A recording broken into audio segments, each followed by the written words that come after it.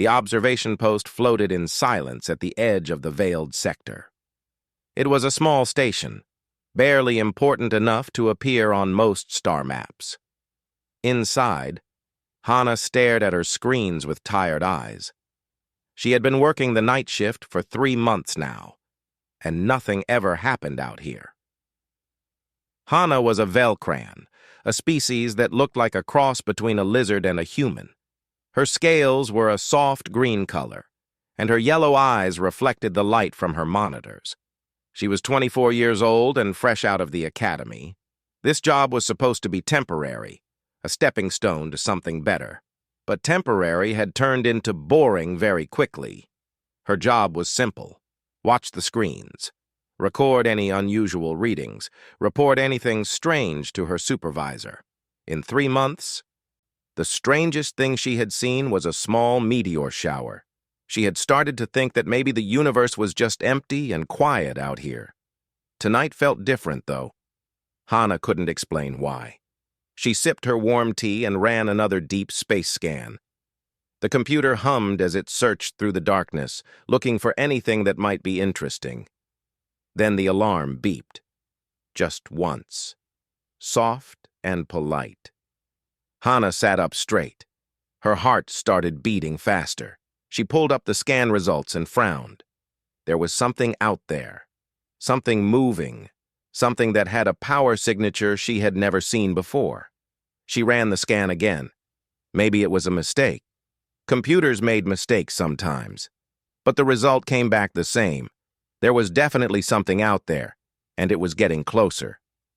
Hannah checked the signature against the station's database. The computer thought for a moment, then displayed a result that made her breath catch in her throat. Possible match.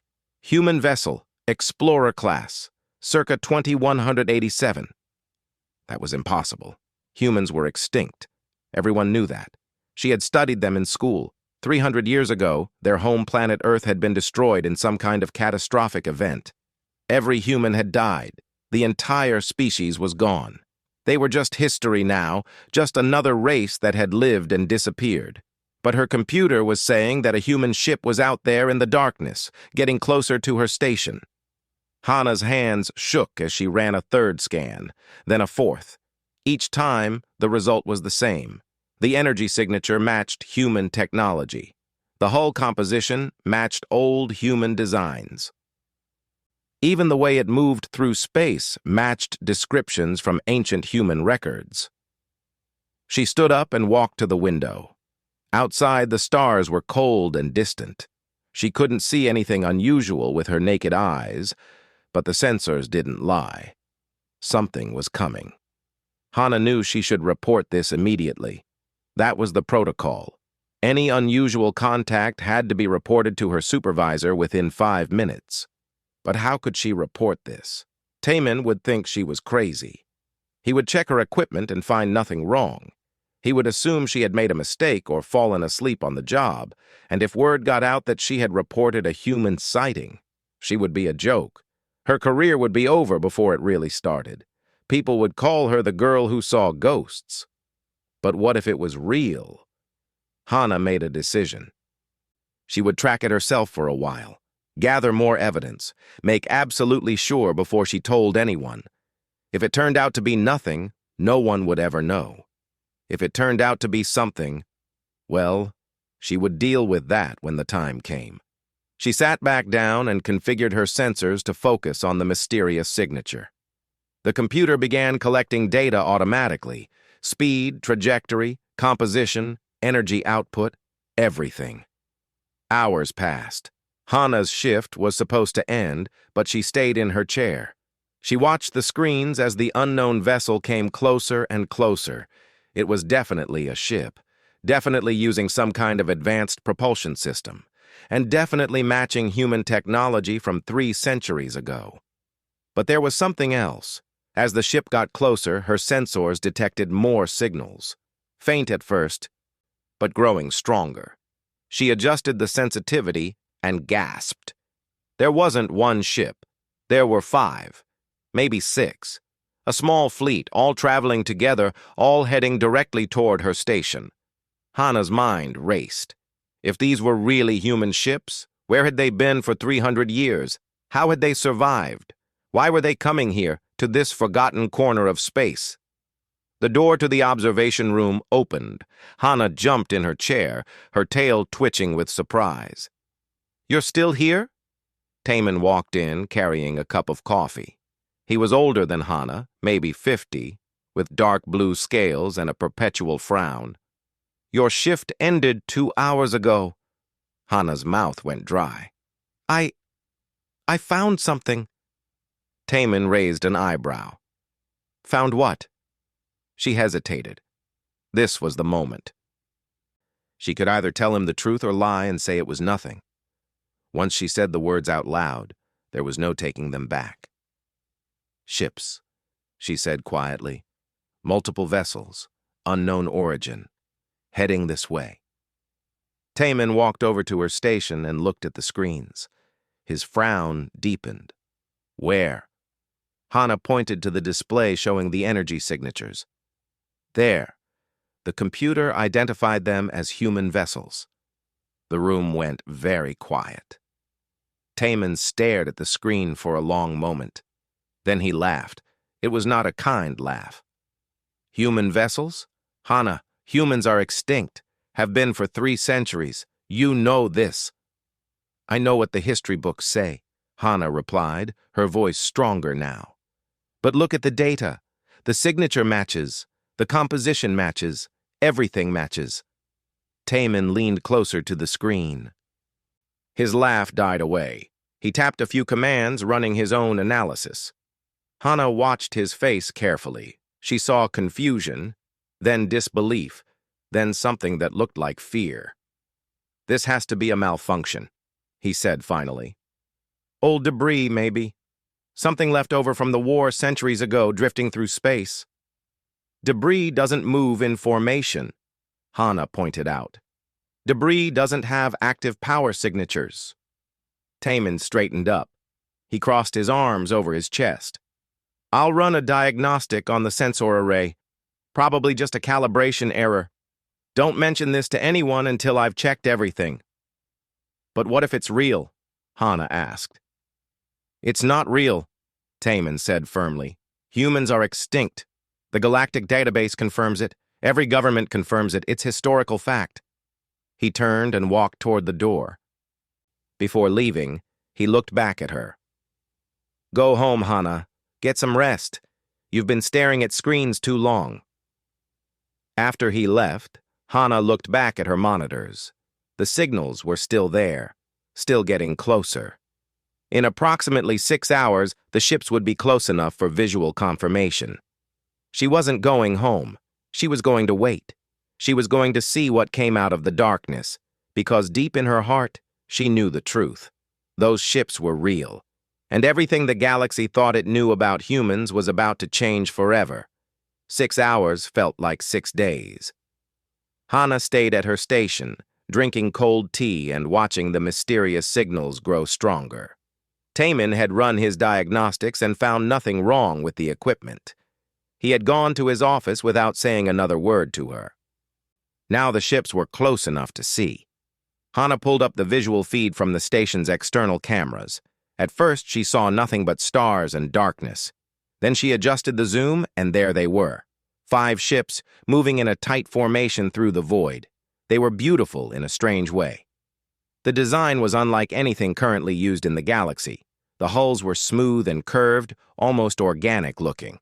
They had no visible weapons, but something about them suggested power, strength, purpose.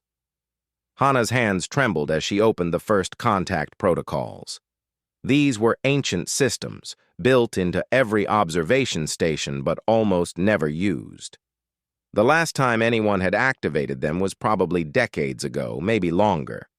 She blew dust off the manual and started reading. The protocol was simple. Send a greeting in multiple languages. Identify yourself and your government. Request peaceful communication. Wait for response. It seemed too easy, too simple for something this important. Hana typed out the message carefully. She included greetings in Velcron, Common Galactic, and several other major languages. At the last moment, she added something else. She searched through the database until she found archived human languages: English, Mandarin, Spanish, Arabic. She added greetings in all of them, even though she knew it was probably pointless. Her finger hovered over the send button. This was another point of no return. Once she sent this message, there would be a record. Other people would know. Taman would definitely find out. But what choice did she have? These ships were going to reach the station in less than an hour. If they were potentially hostile, the station needed to know. If they were friendly, someone needed to make contact. She pressed send. The message transmitted into space at light speed. Now all she could do was wait. 30 minutes passed. Hana chewed her lip nervously. Maybe the ships didn't have receivers. Maybe they couldn't understand any of the languages she had used. Maybe they didn't care about making contact. Then her console beeped. Incoming message. Hana's heart nearly stopped. She opened the communication channel with shaking hands. The voice that came through was speaking perfect Velcron. No accent, no hesitation. As clear as if the speaker had been born on the Velcran homeworld. Observation Post 79. This is the exploration vessel New Dawn. We receive your greeting and thank you for your courtesy. We request permission to approach and establish direct communication with your station command. Hana stared at the console in shock. They had responded in her language. Perfect Velcron. How was that possible? She fumbled for the microphone. New Dawn, this is Observation Post 79. Can you identify your species of origin? There was a pause. When the voice came back, it sounded almost amused. We are human. I understand this may be surprising. We would like to explain in person if you'll permit us to dock. Human. They had said it. Actually said it out loud.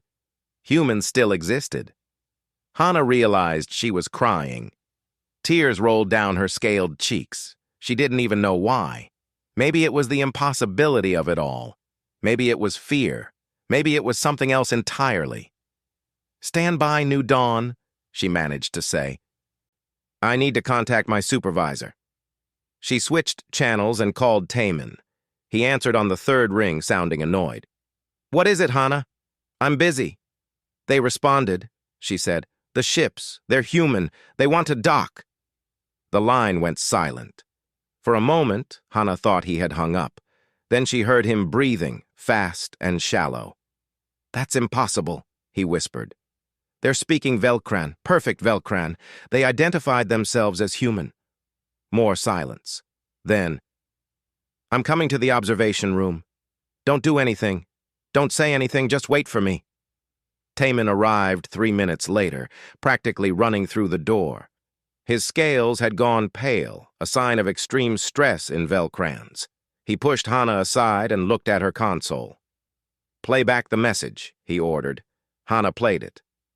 They both listened to the calm voice speaking perfect Velcron, identifying itself as human, requesting permission to dock.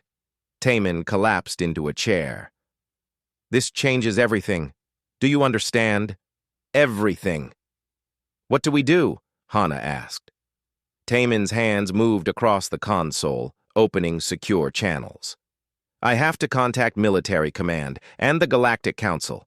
If humans somehow survived, this is the biggest discovery in centuries. Maybe the biggest in galactic history. Should we let them dock? Hana asked. Taman looked at her like she was crazy. Absolutely not. We don't know what they want. We don't know if they're hostile.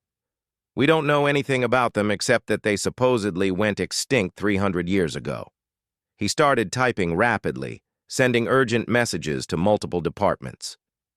Hana watched the screens showing the approaching human ships. They had slowed down, waiting at a respectful distance from the station. Taman, she said quietly, if they wanted to hurt us, they could have already done it. They're waiting for permission. They're being polite. Or they're being clever, Taman shot back. We can't take risks. An hour later, everything was chaos. The military had responded with alarming speed. A battle fleet was being dispatched to their location. The Galactic Council had been notified. Government officials were screaming at each other over secure channels. Everyone wanted to know the same thing. How had humans survived? Hana felt sick. This wasn't how first contact was supposed to happen. There were protocols for this, procedures designed to keep everyone calm. But those protocols assumed contact with unknown species, not contact with a species that everyone thought was dead. Taman was on a call with Admiral Minho, the military commander leading the response fleet. Hana could hear the Admiral's angry voice through the speakers. "Keep them at a distance. Do not under any circumstances allow them to board your station. We'll handle this when we arrive." "Understood, Admiral," Taman said. "What's your estimated arrival time?" 18 hours. Can you maintain position until then?" "Yes, sir." After the call ended, Hana turned to Taman. 18 hours? We're just going to make them wait out there for 18 hours? "That's the order," Taman said. He looked exhausted. Hana looked at the screens again. The human ships waited patiently in the darkness. She thought about the voice on the radio, calm, polite, speaking perfect Velcron. "I want to talk to them," she said suddenly. Taman shook his head. "Absolutely not." The Admiral said not to let them board. He didn't say we couldn't communicate." Hana moved to her console. "They came here peacefully.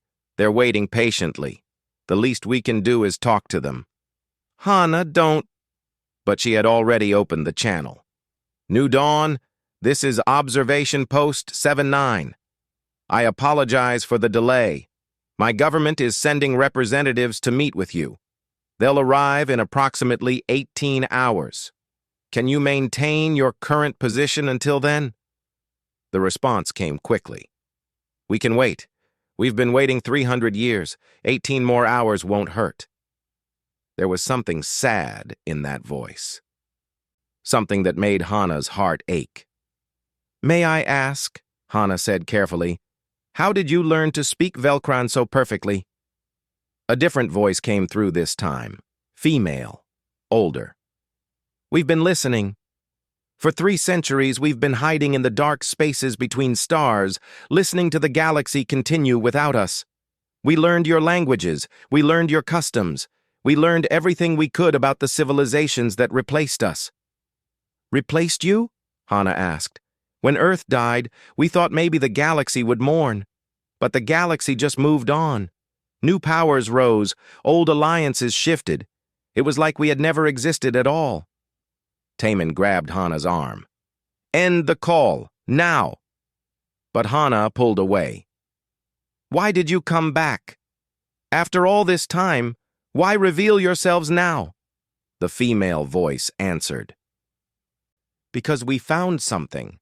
Something that suggests Earth's destruction wasn't an accident, and we think someone in the galaxy knows the truth about what really happened to us." Hana couldn't sleep.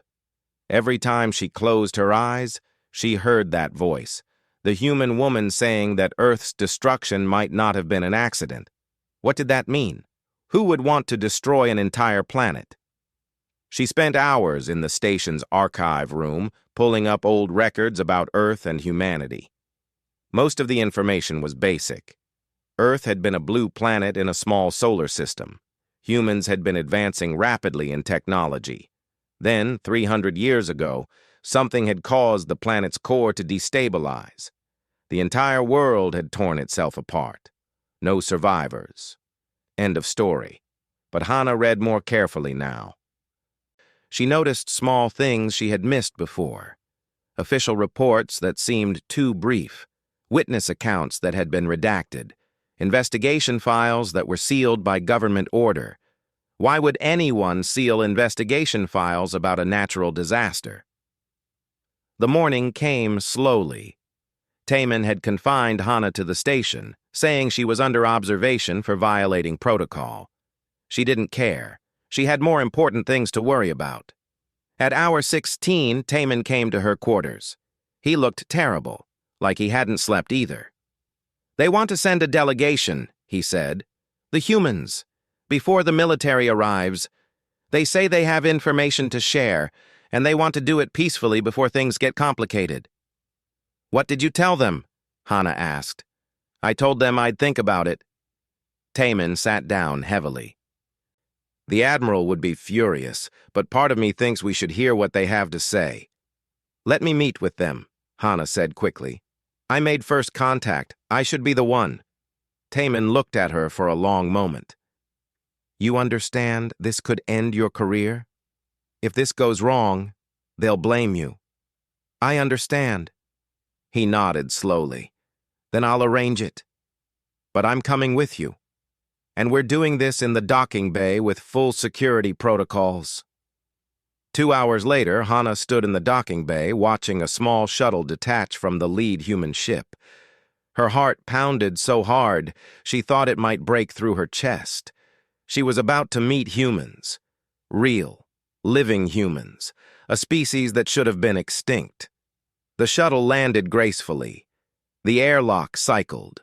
The door opened. 2 people stepped out. Hana stared. They looked so much like the pictures in the history books, but also different. The woman in front was tall and strong-looking, with dark hair pulled back in a practical style. She wore a uniform that was clean but clearly old, patched in several places. Her eyes were sharp and intelligent. Behind her came a man, younger, with an easy smile and relaxed posture. He carried a datapad but no visible weapons. The woman stepped forward. I'm Commander Jiwon of the New Dawn. This is my second officer, Doyen. Thank you for agreeing to meet with us. Her Velcron was absolutely perfect. Not just the words, but the inflection, the tone, even the formal body language. She had studied their culture deeply. I'm Hana, she said, trying to keep her voice steady. This is my supervisor, Taemin. Welcome to Observation Post 79. Jiwon smiled, but it was a sad smile. It's strange, being welcomed. We haven't been welcomed anywhere in 300 years. They moved to a conference room. Hana noticed how the humans walked carefully, like they were used to lower gravity. Of course they would be. They had been living on ships for generations. Once they were seated, Jiwon placed a small device on the table. Before we begin, I want to show you something. It's not easy to watch. She activated the device. A holographic display appeared above the table. It showed Earth, beautiful and blue, spinning slowly in space. Then the image changed. Ships appeared. Massive warships that Hana didn't recognize. They fired on the planet. Not at cities or military bases, but at the planet itself. The weapons burrowed deep into the crust. What are we seeing? Taemin asked, his voice barely a whisper. The death of our world, Jiwon said quietly. This footage comes from an automated satellite that survived the attack. For 300 years, we thought maybe it had been a natural disaster. Maybe Earth's core had just failed.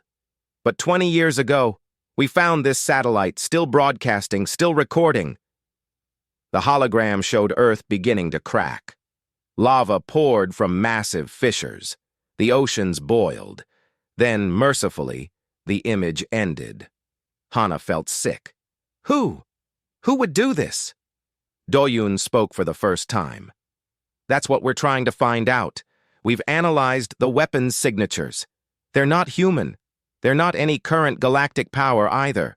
But they're similar to technology from 300 years ago. You think someone attacked you, Taemin said. But why? Humans weren't at war with anyone. Exactly, Jiwon said. We weren't at war. We were peaceful, but we were also advancing very quickly in certain technologies, artificial intelligence, quantum computing, spacefold drives. We were making breakthroughs that took other species centuries to achieve. Hana understood suddenly. Someone saw you as a threat. That's our theory, Jiwon confirmed. And when we started searching for evidence, we found something else. She pulled out another data chip. We've been monitoring galactic communications for years. Recently, we intercepted some very old, very encrypted files. Files that suggest certain governments knew about the attack before it happened. Taman stood up abruptly. That's impossible. The Velcron Empire would never— I haven't accused anyone yet, Ji-won said calmly. But I think someone knows the truth. And I think that truth was buried very carefully. Hana's mind raced back to the sealed investigation files she had found. What do you need from us? Access to your historical archives, Ji-won said.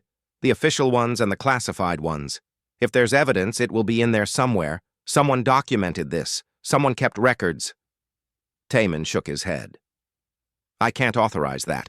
Those files are restricted at the highest levels. Then we'll find another way, Do-yoon said. His voice was still friendly, but there was steel underneath. Hana looked at Taman, then at Ji-won. Then she made a decision that would change her life forever. I can get you access. Hana, no, Taman warned. If there's even a chance that someone in our government knew about this, we have to find out, Hana said. We have to know the truth. Taman's face went through several emotions: anger, fear, resignation. Finally, he sat back down. If we do this, we have to do it before the Admiral arrives. Once the military is here, it'll be impossible. How long do we have? Ji-won asked. Taman checked his chronometer. 6 hours, maybe 7. Then we better work fast, Do-yoon said. They moved to the station's main computer core. Hana's hands flew across the controls as she accessed databases she wasn't supposed to touch. Taman helped despite his reservations, using his higher clearance to bypass security protocols. Ji-won and Do-yoon uploaded sophisticated search algorithms that looked for specific patterns. Keywords, dates, project names related to Earth or humanity. For 3 hours, they found nothing. Just routine reports and historical records that matched the official story. Then Hana found something, a file buried deep in military archives. It was heavily encrypted, but the date was right. 300 years ago, just before Earth's destruction. I found something, she said, but I can't open it. The encryption is beyond my clearance. Do-yoon came over and looked at the file. May I? Hana stepped aside. Do-yoon connected a small device to the console. This is a quantum decryption key. It might take a few minutes.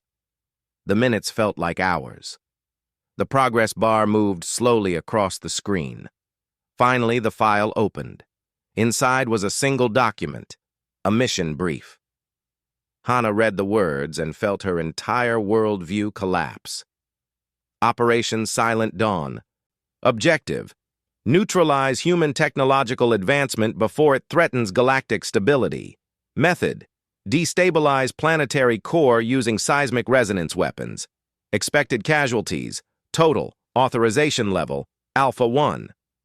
Below that were signatures: military commanders, government officials, representatives from multiple galactic powers, including 3 signatures from Velcran High Command.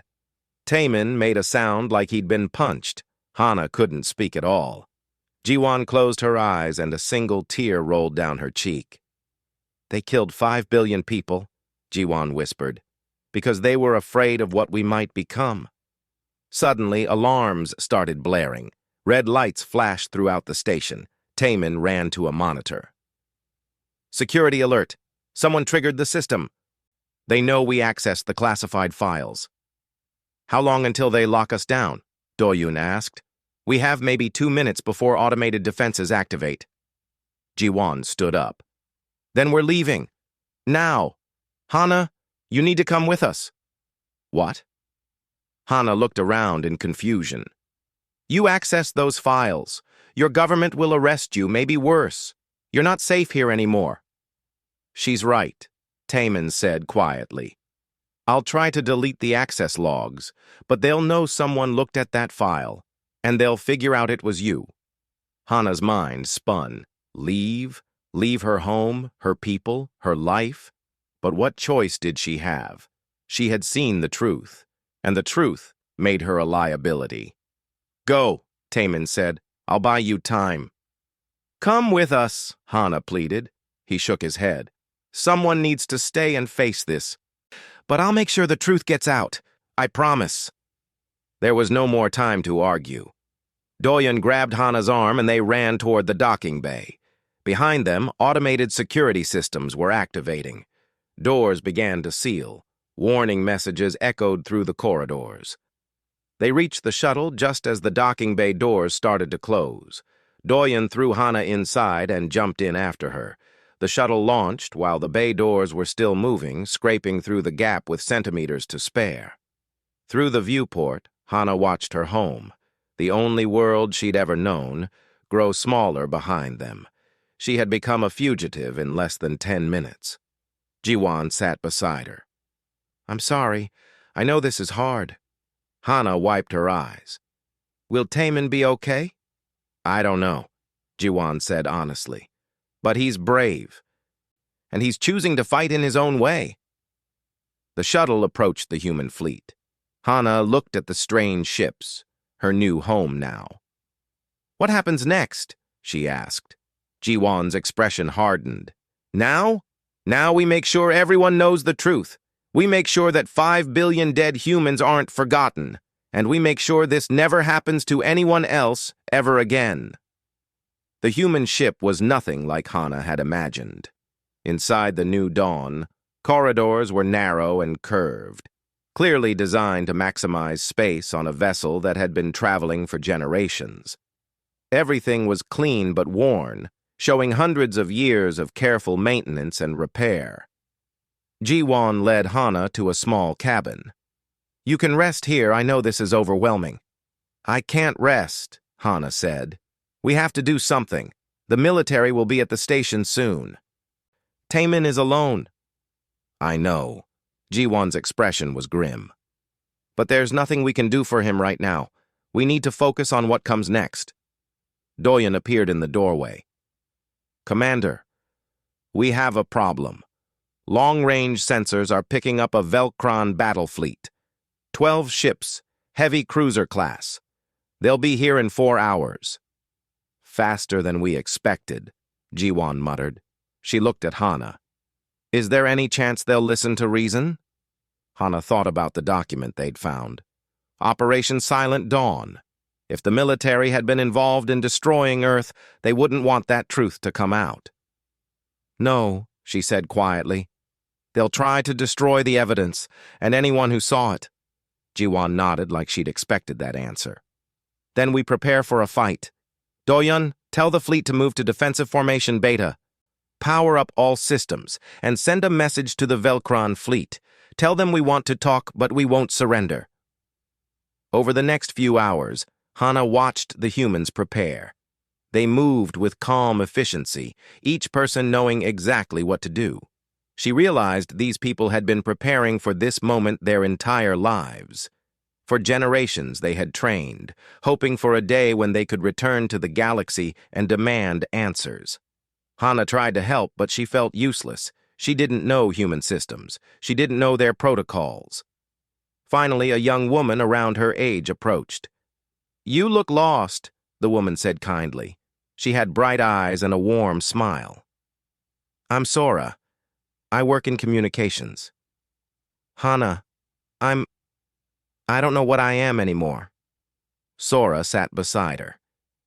You're someone who chose to help us. That makes you very brave. Come on, I'll show you how our systems work.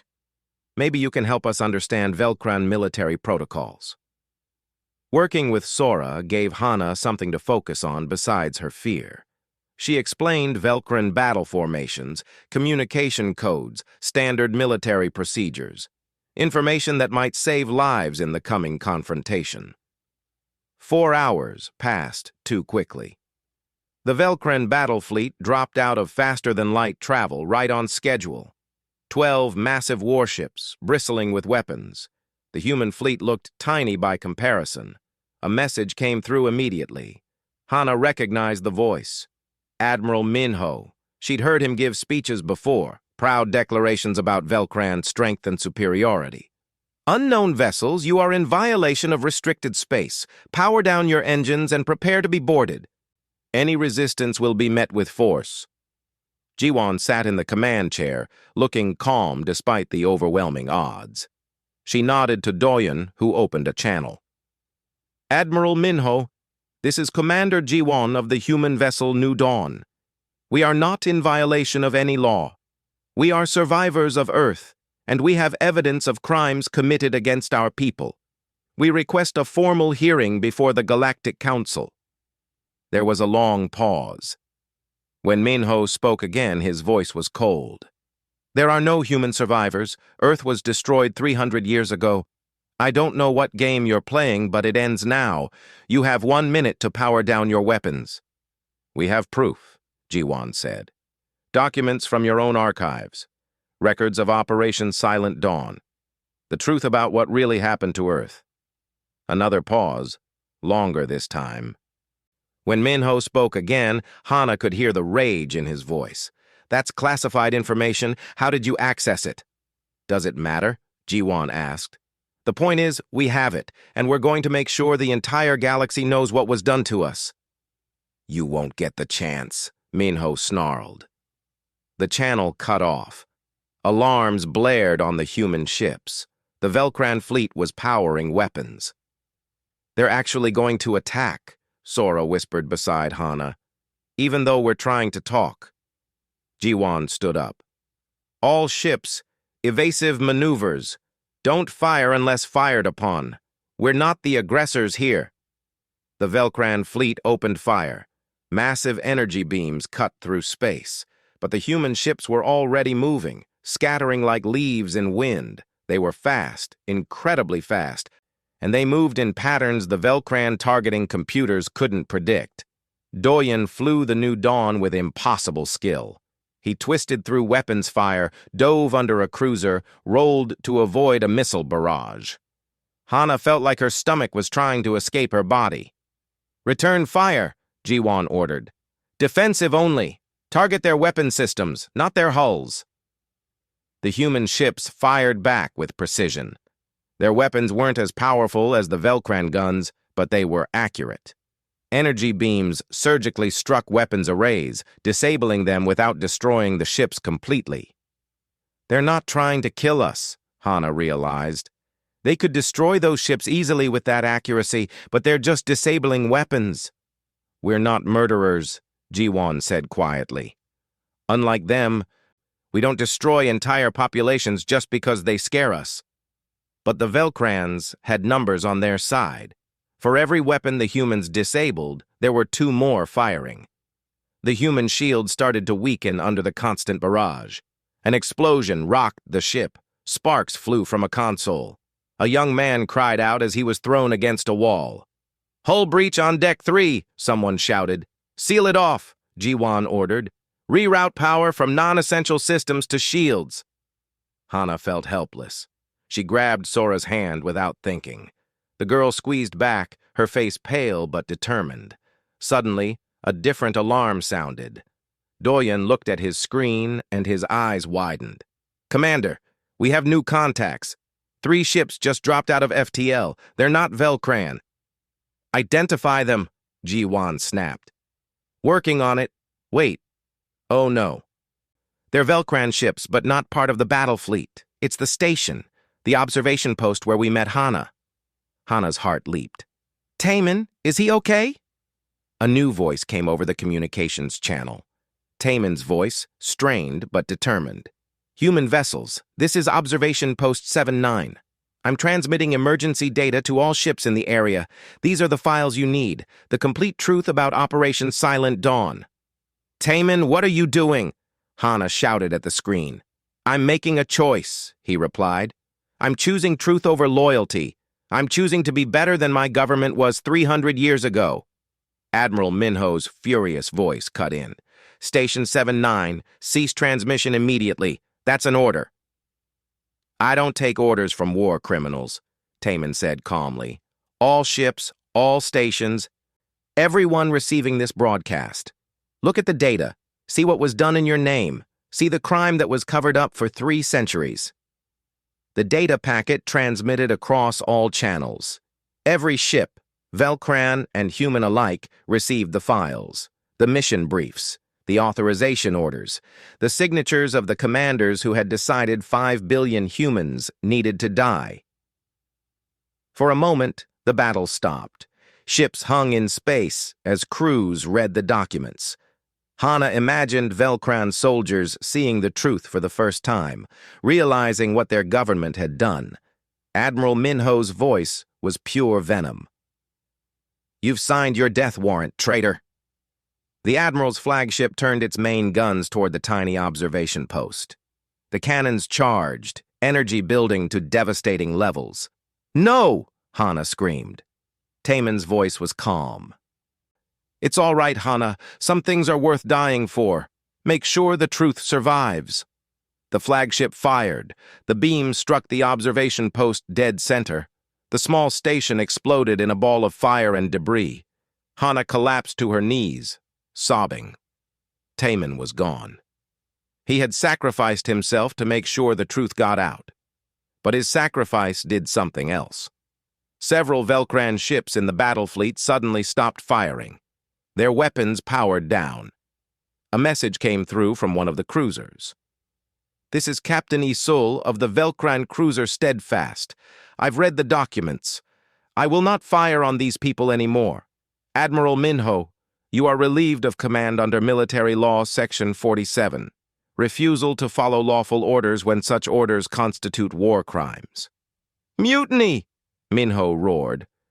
"Justice," Captain Isul corrected. "Any ship that continues this attack is complicit in covering up genocide." One by one, other Velcran ships stood down. Their weapons went offline. Their shields dropped to minimum power. Out of 12 ships, only 3 remained hostile. Minho's flagship and 2 others loyal to him. Jiwon saw the opening. "All human ships, target those 3 vessels. Disable them. Non-lethal force." The human fleet moved as one. Now, with allies instead of enemies, they had the advantage. The 3 remaining hostile ships tried to fight, but they were outnumbered and outmaneuvered. Within minutes, their engines were disabled, their weapons offline. Minho's flagship drifted, powerless, but the Admiral wasn't finished. An escape pod launched from the ship, racing away at maximum speed. "Should we pursue?" Doyun asked. Jiwon shook her head. "Let him run. He's finished. Everyone knows what he is now." Hana wiped her eyes and stood up. Her legs shook, but she forced herself to stay upright. "Taemin saved us. He saved everyone." "He was a hero," Jiwon said gently. "The kind of person who gives me hope for the future." Captain Isul's voice came through the communications channel. "Commander Jiwon, I formally apologize on behalf of the Velcran military for the actions taken today and 300 years ago. I cannot undo what was done, but I can promise to help you seek justice." "Thank you, Captain," Jiwon replied. "That means more than you know." The battle was over, but Hana knew the real fight was just beginning. The truth was out there now. The entire galaxy would know what had been done to humanity. There would be consequences, trials, political upheaval, but there would also be justice. Finally, after 300 years of silence, the dead of Earth would have a voice. And that voice was carried by the survivors who refused to give up, who refused to disappear quietly into the darkness. Hana looked at the stars through the viewport. Somewhere out there, Taemin's sacrifice would mean something. It had to. She would make sure of it. The days after the battle were strange. The human fleet, joined by the Velcran ships that had refused to fight, traveled together toward the Galactic Council headquarters. But Commander Jiwon had a different plan first. Hana found her in the command center, studying star charts. "Where are we going?" she asked. "The Kyrox system," Jiwon said. "It's where the weapons that destroyed Earth were manufactured, at least according to the documents Taemin sent us." Hana felt a chill. "You want to go there? Why?"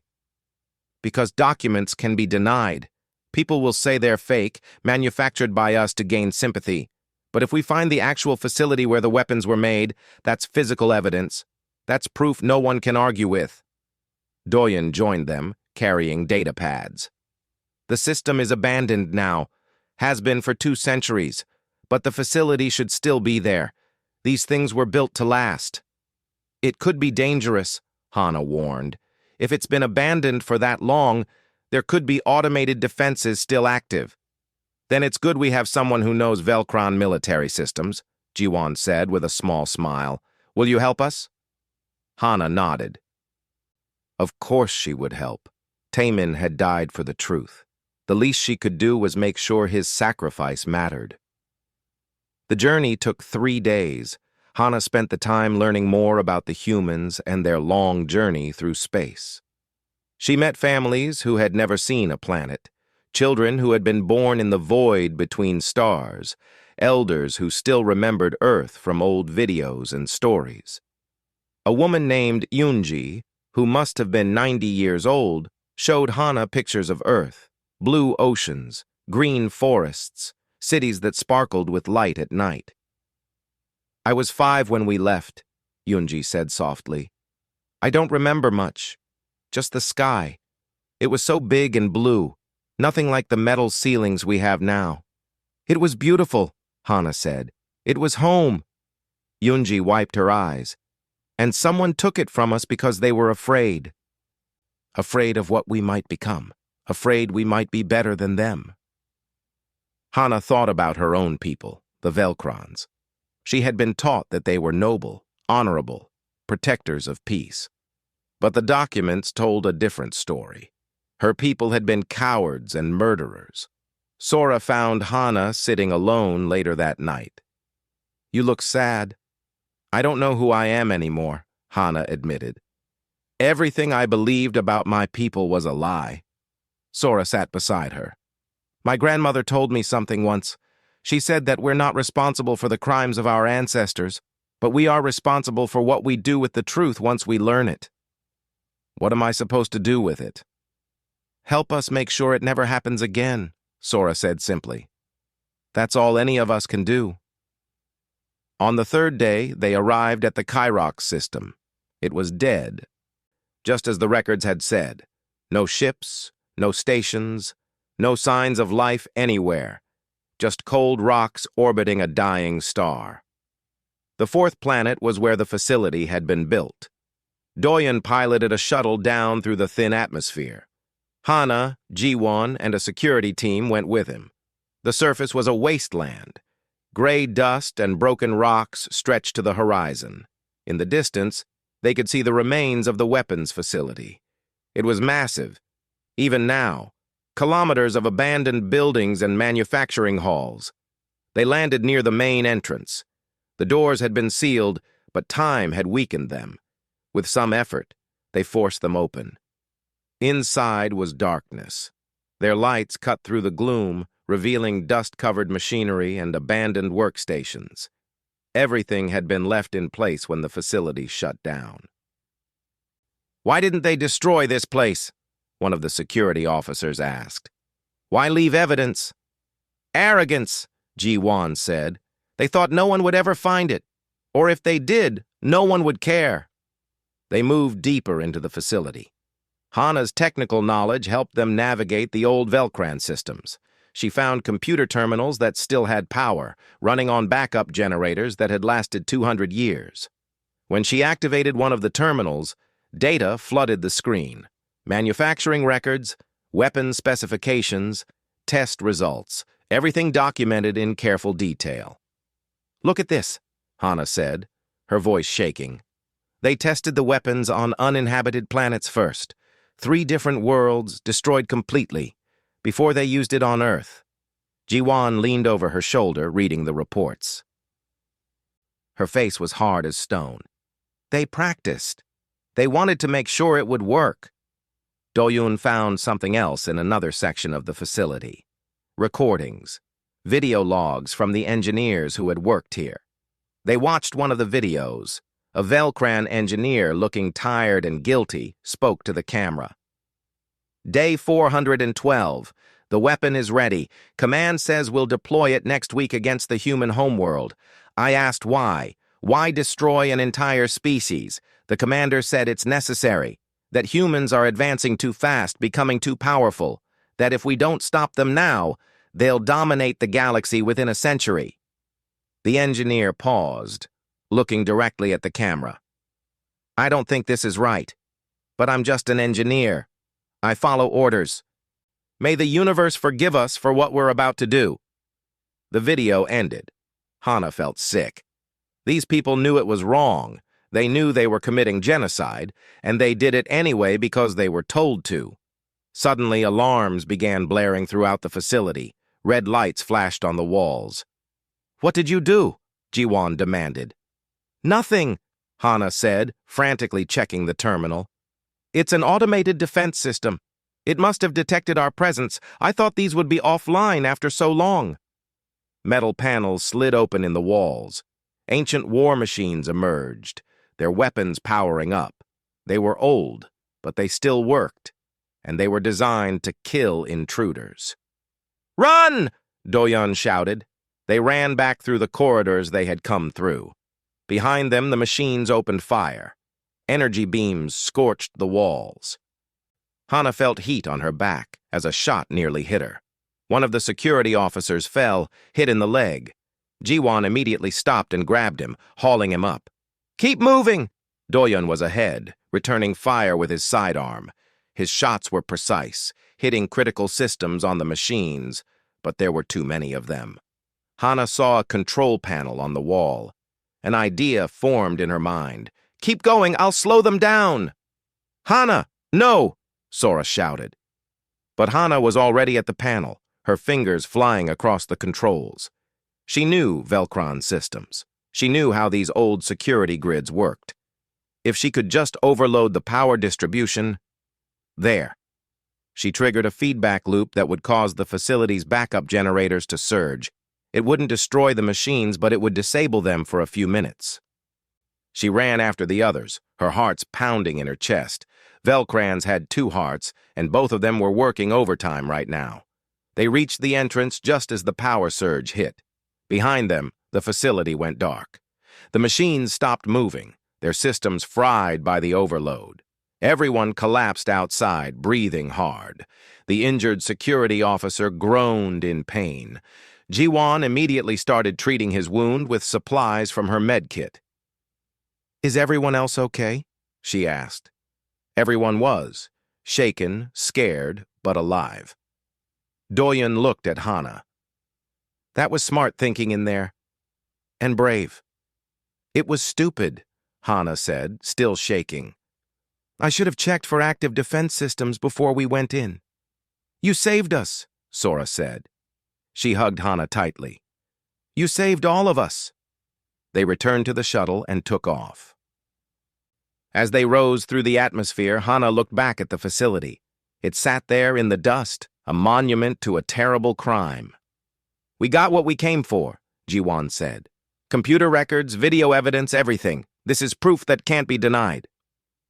Back on the New Dawn, Jiwon gathered everyone in the main assembly hall. Hundreds of humans, the survivors and descendants of survivors, all looking at her with hope and trust. We have the evidence, Jiwon announced.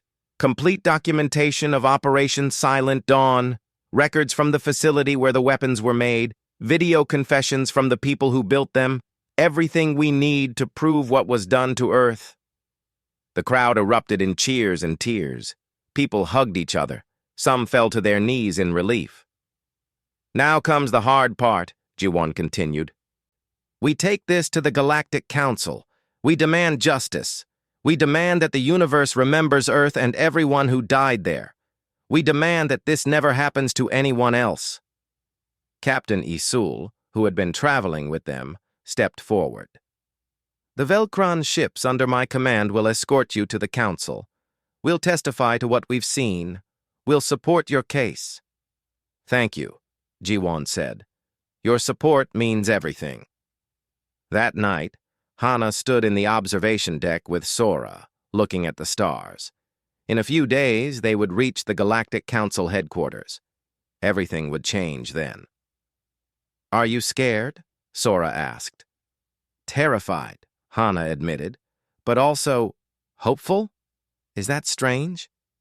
"Not strange at all," Sora smiled. "We're about to change the galaxy, together." Hana smiled back. She thought about Taemin, who had sacrificed everything for the truth. She thought about the 5 billion humans who had died on Earth, forgotten for 3 centuries. She thought about all the people on the ships around her who had survived against impossible odds. They deserved justice. And Hana was going to help them get it, no matter what it cost her. The journey to the council had begun. The truth was coming, and the galaxy would never be the same. The broadcast had been transmitted 3 days ago, Taemin's final act, sending the truth about Operation Silent Dawn to every corner of the galaxy. Now the consequences were spreading like fire. Hana watched the news feeds in horror. The Velcran Empire was tearing itself apart. Protests erupted on every major world. Citizens demanded answers from their government. Some officials resigned in shame. Others denied everything, claiming the documents were fake. But the evidence was too strong to ignore. The files were real. The facility was real. The confession videos were real. Other governments were facing similar chaos. The documents had shown that multiple civilizations had been involved in the decision to destroy Earth. The Torvan Coalition, the Mindal Republic, the Praxis Confederation. All of them had representatives who had signed off on the genocide. Some governments collapsed entirely, others locked down their borders and refused to communicate. The carefully balanced peace that had existed for centuries was crumbling.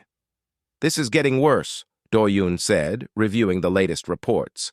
"There are border skirmishes now. Old rivalries are flaring up. Some species are using the chaos to settle ancient grudges." Jiwon sat in the command chair, looking exhausted. She hadn't slept in days. "We didn't want this. We just wanted the truth." "The truth has consequences," Captain Isul said over the communications channel from his ship.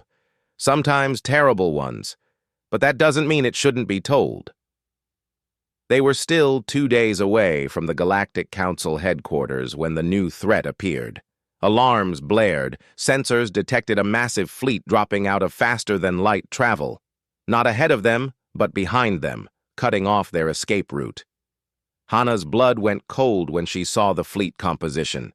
30 warships, all Velcron, all bearing the insignia of the First Fleet, the most elite military force in the Empire, and leading them was a flagship she recognized. Admiral Minho's ship, the one they had disabled in the previous battle. "How?" Sora whispered. "We destroyed his engines. He couldn't have repaired them that fast." "He didn't," Hana said, studying the sensor data. "That's a different ship. Same class, same markings, but different. He must have transferred his flag to another vessel." Minho's voice came over all channels. "Human vessels, this ends now. You've caused enough damage to galactic stability. Surrender immediately or be destroyed." "We're not surrendering," Jiwon said firmly. She opened a channel to all ships, human and Velcron alike. "All vessels prepare for combat. But remember, we fire only in self-defense. We're not murderers." The 2 fleets faced each other across the void of space. 30 warships against 5 human vessels and 3 Velcran ships that had sided with humanity. The odds were impossible. "He's going to kill us all," one of the human crew members said quietly. "No," Jiwon said. "He's going to try. There's a difference." Hana studied the enemy fleet formation. Something was wrong. The ships were positioned aggressively, yes, but there was hesitation in their movements. They weren't charging forward immediately. "They don't want to do this," Hana realized. "Look at their formation. It's defensive, not offensive. Minho is forcing them to fight, but the crews don't want to." Captain Isul confirmed her observation. "You're right. I'm reading scattered communications from the enemy fleet. Many of the ship captains are questioning their orders. The broadcast has reached them too. They know what they're being asked to do. Then we need to talk to them, Jiwan said. She opened a channel, broadcasting to all ships. Velcron Fleet, this is Commander Jiwan of the New Dawn. We don't want to fight you. We're not your enemies. We're victims seeking justice for crimes committed against us 300 years ago. The evidence has been made public. You've all seen it. You know we're telling the truth. No response came from most of the ships. But then, one vessel broke formation. A heavy cruiser, moving away from the main fleet. Minho's furious voice erupted over the channel. Cruiser Stalwart, return to formation immediately. The cruiser's captain responded, his voice calm but firm. Negative, Admiral. I will not fire on innocent people. My crew and I refuse this order. Mutiny! Minho screamed. You're all traitors! 2 more ships broke formation, joining the Stalwart. Then another, and another.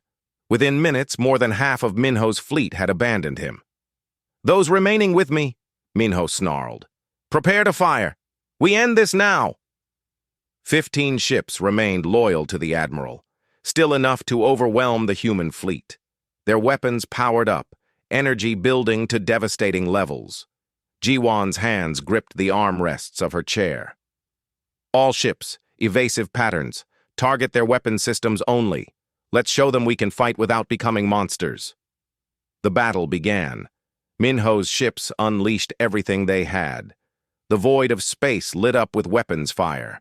Energy beams, missiles, plasma torpedoes, all aimed at the human vessels, but the human ships danced between the attacks.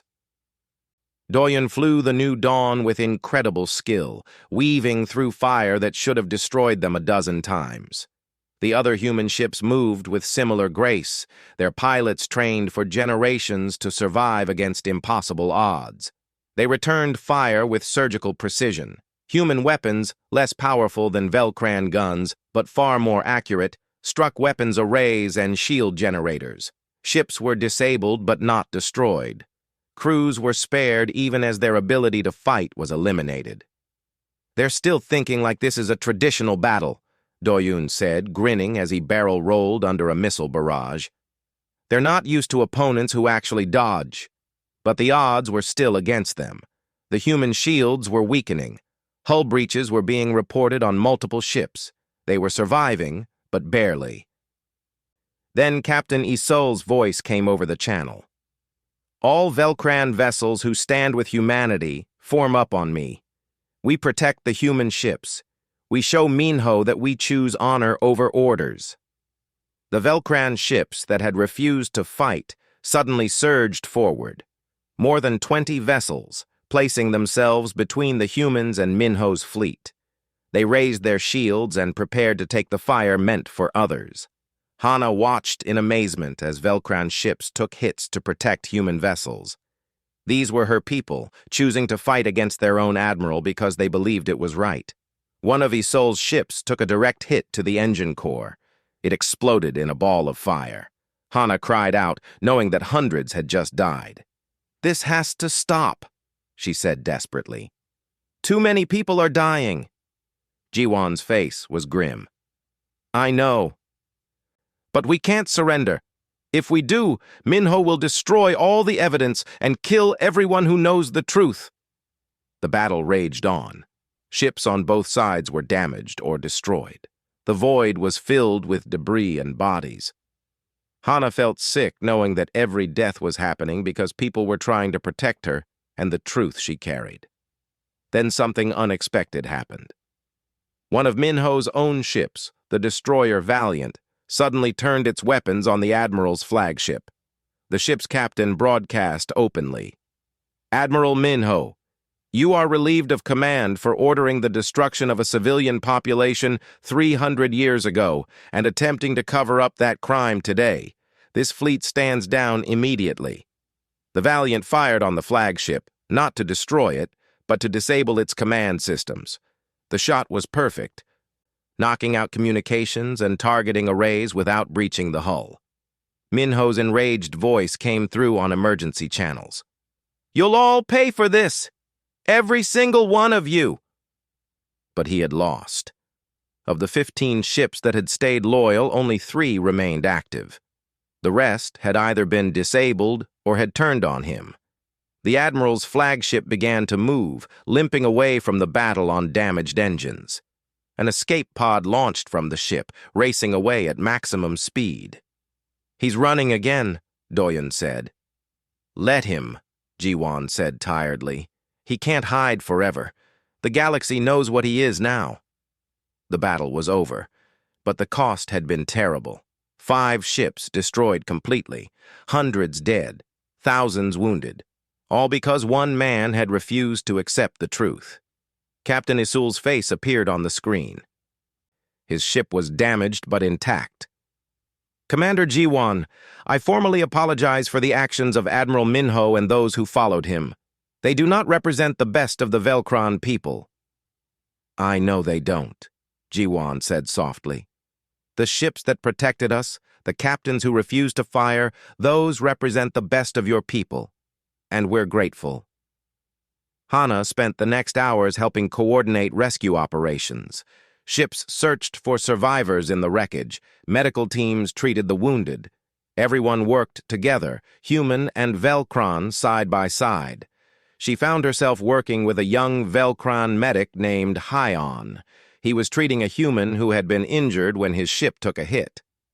"I'm sorry," Hyon said quietly to the injured man. "Sorry for what my people did to yours." The human, despite his pain, managed a weak smile. "You're here now, helping. That's what matters." Hana felt something shift in her heart. This was what the future could be. Different species working together, helping each other, choosing to be better than their worst moments. Later, as the fleet regrouped and prepared to continue toward the Galactic Council, Jiwan called Hana to the command center. "We lost good people today," the commander said, "both human and Velcron. They died protecting the truth." "I know," Hana said. "I keep thinking about Taman. He started all of this, and now so many others have followed him." "Their sacrifice won't be forgotten," Jiwan promised. "When we reach the council, when we tell our story, we'll honor everyone who fought to make sure the truth survived." Sora joined them, looking exhausted but determined. "The ships are ready to continue." "One more day until we reach the council headquarters." "One more day," G1 repeated. "And then we demand justice for 5 billion dead and all those who died to bring the truth to light." Hana looked out at the stars. Somewhere out there, Minho was running, hiding, knowing that his crimes had been exposed. But more importantly, somewhere out there was a galaxy that now knew the truth. A galaxy that could choose to be better. The final journey had begun. Tomorrow, they would stand before the Galactic Council. Tomorrow, the universe would have to answer for what it had done to humanity. And tomorrow, Hana thought, we change everything. The Galactic Council headquarters hung in space like a massive wheel, its spokes reaching out toward the stars. It was neutral territory, where representatives from hundreds of civilizations gathered to maintain peace and settle disputes. Hana had seen pictures of it in school, but seeing it in person was overwhelming. The human fleet approached slowly, escorted by the Velcran ships that had stood with them. Every ship in the system watched their arrival. News crews broadcasted their approach to billions of viewers across the galaxy. Everyone wanted to see the humans who had returned from extinction. Jiwan stood on the bridge of the New Dawn, wearing a formal uniform that looked ancient but dignified. She had asked Hana to stand beside her. "Are you ready?" Jiwan asked quietly. Hana nodded, though her hands were shaking. "As ready as I'll ever be." Doyen was piloting them toward the docking platform. "The council is assembled. They're waiting for us." The council chamber was enormous. Representatives from every major civilization sat in curved rows that rose toward the ceiling. At the center was a speaking platform, illuminated by a shaft of light from above. Jiwon walked forward with her head high. Hana followed, along with Captain Isul and several other witnesses. They took their places on the platform, and the entire chamber fell silent. The council leader, an ancient being from a species Hana didn't recognize, spoke in a voice that echoed through the room. "We are here to hear testimony regarding events that occurred 300 years ago. The destruction of Earth and the alleged genocide of the human species. Commander Jiwon, you may begin." Jiwon stepped forward. Her voice was strong and clear. 300 years ago, Earth was destroyed. 5 billion humans died. For 3 centuries, the galaxy believed this was a natural disaster, a tragic accident of stellar mechanics. But it was a lie. She activated a holographic display. Images appeared above the platform, showing the documents they had found, the mission briefs, the authorization orders, the facility where the weapons were made. Earth was murdered, Jiwon continued, deliberately destroyed by weapons designed for that specific purpose. And the governments represented in this very chamber knew about it. Some of them authorized it. Gasps echoed through the chamber. Representatives shifted uncomfortably in their seats. Some looked shocked. Others looked guilty. "We have evidence," Jiwon said. "Complete documentation from the facility where the weapons were manufactured. Video confessions from the engineers who built them. Testimony from military personnel who participated in Operation Silent Dawn." The hologram showed the video of the Velcran engineer, the one who had known it was wrong but followed orders anyway. His words hung in the air like a condemnation. "Why?" someone from the audience shouted. "Why would anyone do this?" "Fear," Jiwon answered simply. Humanity was advancing rapidly in technology. Within a century, we would have been equals to the established powers. Some in the galaxy decided they couldn't allow that. So they eliminated the threat before it could fully develop. She paused, looking around the chamber. 5 billion people died because they were afraid of what we might become. Children who would never grow up. Scientists who would never make their discoveries. Artists who would never create their works. An entire civilization erased because we had the potential to be great. The chamber was absolutely silent now. Hana could see tears on the faces of some representatives. Others looked angry. A few looked ashamed. Captain Isul stepped forward. "I am Captain Isul of the Velcran Navy. I stand here to confirm that everything Commander Jiwon has said is true. My people participated in this crime. We helped plan it, build the weapons, and execute the attack, and then we covered it up for 3 centuries. He removed his military insignia and placed them on the platform. "I renounce my commission. I cannot serve a government that would commit genocide and lie about it for hundreds of years." Other Velcron officers who had come with them did the same. One by one, they removed their insignia and placed them beside Isul's. Then Hana stepped forward. Her voice shook at first, but grew stronger as she spoke. "I am Hana. I was a simple technician at an observation post. I found the human ships. I helped them discover the truth. And when I saw the evidence of what my government had done, I chose to stand with them against my own people." She looked directly at the Velcron representatives in the chamber.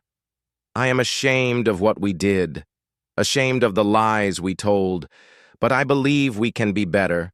I believe we can choose justice over convenience, truth over comfortable lies." The council leader spoke again. "We have heard the testimony. We have seen the evidence. Does anyone wish to dispute the facts as presented?" Several representatives stood, trying to argue that the documents were fake or that there were justifications for what had happened, but their arguments fell flat. The evidence was too overwhelming. Too many witnesses had come forward. Finally, a representative from the Praxis Confederation stood.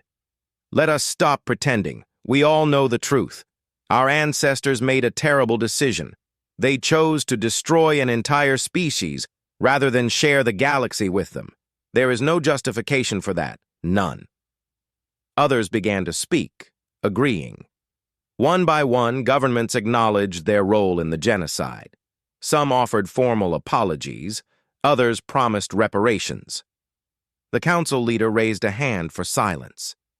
The evidence is clear. The testimony is compelling.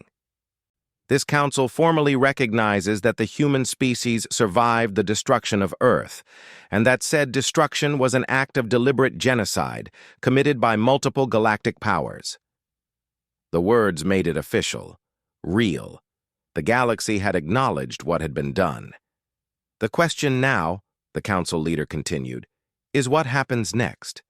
Commander Ji-Wan, what does humanity seek? Ji-Wan took a deep breath. This was the moment she had been preparing for. We don't seek revenge. We don't want war or retribution. We seek three things. First, a formal acknowledgement of the crime and a memorial for those who died. Second, prosecution of those individuals who planned and executed the genocide. And third, a new homeworld where humanity can finally settle and rebuild. And in exchange, the council leader asked. In exchange, we offer 300 years of technological development, Ji-Wan said. Our people have survived impossible odds. We've advanced in ways the galaxy hasn't seen because we had no choice. We'll share what we've learned freely to benefit all species. Murmurs spread through the chamber. 300 years of independent technological advancement was valuable beyond measure. The council deliberated for hours. Representatives argued and debated, but finally they reached a decision. The council accepts humanity's terms, the leader announced. We will provide a suitable homeworld in neutral space, protected by international treaty. We will establish a memorial on Earth, or what remains of it, to honor those who died.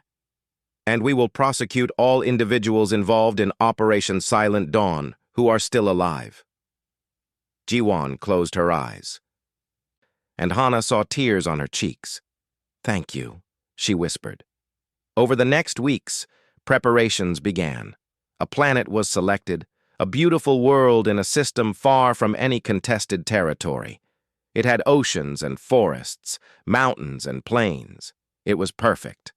The first shuttle landed on the surface 3 months after the council hearing. Ji-Wan was on it, along with Hana, Sora, Doyen, and dozens of others. When the doors opened, they stepped out onto solid ground for the first time. Hana watched as the humans fell to their knees, touching the soil with their hands. Some were crying, others were laughing. All of them looked like they had finally come home after a very long journey. It's beautiful, Sora said, breathing in the fresh air. I never imagined anything like this. More shuttles landed, bringing more people. Within days, a small settlement was forming. Temporary shelters at first, but with plans for permanent structures. A real city, a real home. Hana helped where she could, using her technical knowledge to set up power systems and communications. She worked alongside humans and Velcrons who had chosen to help build this new world. Captain Isul had come too, along with several other Velcrons. I want to help, he had said. I want to be part of building something instead of destroying. One evening, Hana and Ji-Wan sat on a hill overlooking the settlement. The sun was setting, painting the sky in colors Hana had never seen before. It was their first sunset on solid ground. Thank you, Ji-Wan said quietly, for everything, for believing us, for helping us, for risking everything to make sure the truth came out. I should be thanking you, Hana replied. You taught me what it means to fight for what's right, even when the entire galaxy is against you. We did it together, Ji-Wan said, and now we build the future together. They sat in comfortable silence, watching the sun disappear below the horizon. The first stars began to appear in the darkening sky. A commotion drew their attention back to the settlement. Doyun was running toward them, waving excitedly. Commander! Hana, you need to see this! They hurried down the hill. In the communications center, Sora was staring at a screen with wide eyes. What is it? Ji-Wan asked. A signal, Sora said, from deep space beyond the explored territories. It's faint, but the structure is unmistakable. It's human language. Someone else is out there. Jiwon leaned closer, studying the signal pattern. Her eyes widened. Another group of survivors? It's possible, Doyen said. When Earth was destroyed, multiple colony ships launched. We thought we were the only ones who made it. But if this signal is real, then there are more humans out there, Jiwon finished. Maybe hundreds, maybe thousands, maybe entire populations who escaped to different parts of the galaxy. Hope flared in Hana's chest. The thought that humanity might be even larger than they had believed was incredible. Jiwon looked at her crew, at the settlement below, at the stars above. Then she smiled, a real smile full of joy and determination. Then I guess our work isn't done yet, she said. The new dawn will fly again. We'll find them. We'll bring them home. And this time, Isol added, you won't be alone. We'll help you search. Hana looked around at the group gathered in the communications center. Humans and Velcrons, working together, dreaming together. This was the future Taemin had died for. A future where different species could stand together for truth and justice. That night, they held a ceremony to dedicate the settlement. The first permanent human home in 300 years. They named it Taemin City, in honor of the Velcron who had sacrificed everything so the truth could survive. A monument was erected in the city center. On it were inscribed the names of everyone who had died in the battle for truth. Taemin, the crews of the ships destroyed in combat, the engineers and witnesses who had come forward despite the danger, all of them remembered. And at the very bottom a simple inscription, in memory of the 5 billion humans of Earth, gone but never forgotten. Your descendants have come home. Months later, the first child was born on the new world. A baby girl, healthy and strong. Her parents named her Taemin, to honor the friend who had made this possible. Jiwon held the baby in her arms, tears streaming down her face. Welcome to the world, little one. You're the first human born on solid ground in 300 years. You're the beginning of our future. Hana stood beside her, looking at the tiny infant. This child would never know what it meant to live only in the void of space. She would grow up with sky above her, earth below her, surrounded by people who had fought to give her a future. It was a new beginning, not just for humans, but for the entire galaxy. The lies had been exposed. The crimes had been acknowledged. Justice was being served. But more importantly, different species were learning to work together, to help each other, to be better than they had been before. As Hana looked up at the stars, she thought about the mysterious signal, other human survivors somewhere out there in the darkness, and she knew that the new dawn would find them, would bring them home too. The journey wasn't over. It was only beginning. But this time, humanity wouldn't face the galaxy alone. They had allies. They had friends. They had people like Hana, who chose truth over tribal loyalty, who chose justice over comfortable lies. The sun rose over Taemin City, beginning a new day. Human children played in the streets. Velcron engineers helped build new structures. Different species worked side by side, building a future together. It was hope. It was redemption. It was proof that even after 300 years of darkness, light could return. And somewhere in the command center of the new dawn, now being prepared for another journey, Jiwon looked at star charts and plotted a course toward that mysterious signal. "We're coming," she whispered to whoever was out there. "We're coming to bring you home." Behind her, Doyun smiled. "Ready for another adventure, Commander?" "Always," Jiwon replied. "Humanity's story isn't over. It's just beginning again." And as the new dawn prepared to launch once more, carrying the hopes and dreams of a species that had refused to die, Hana stood on the ground and watched it rise toward the stars. This was the future. This was what Taman had died for. This was what they had all fought for. A galaxy where truth mattered, where justice prevailed, where different species could stand together and build something beautiful. The human species had survived the impossible.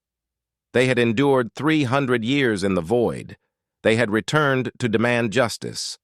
And now, they were home. The story of humanity's extinction had ended. The story of humanity's return had just begun.